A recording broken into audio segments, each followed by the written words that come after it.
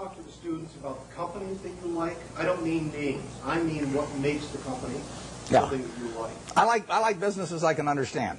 We'll start with that. That narrows it down about 90%.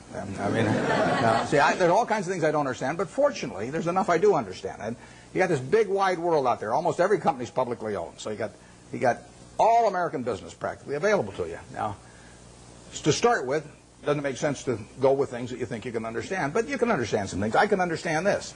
I mean, you can understand this. Anybody can understand this. I mean, this is a product that basically hasn't been changed much. They've added the cherry, but since 1886 or whatever it was, and it's a simple business. It's not an easy business. I don't want a business that's easy for competitors. So I want a business with a moat around it. I want a very valuable castle in the middle, and then I want the duke who's in charge of that castle to be honest and hardworking and able.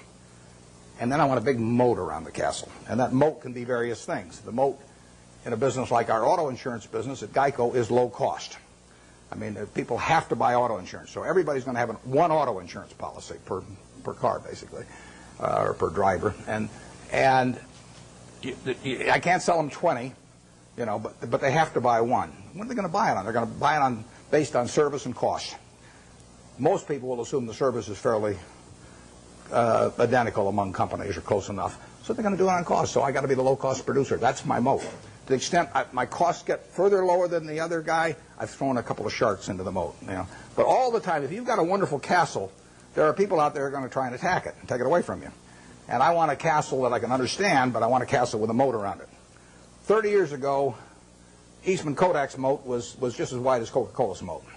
I mean, if you were going to take a picture of your 6-month-old baby, and you're going to want to look at that picture 20 years from now, and you're going to want to look at it 50 years from now, and you're never going to get a chance. I mean, you're not a professional photographer so that you can evaluate what's going to look good 20 or 50 years ago. What is in your mind about that photography company is what counts, because they are promising you that the picture you take today is going to be terrific to look at 20 or 30 or 50 years from now about something that's very important to you. Maybe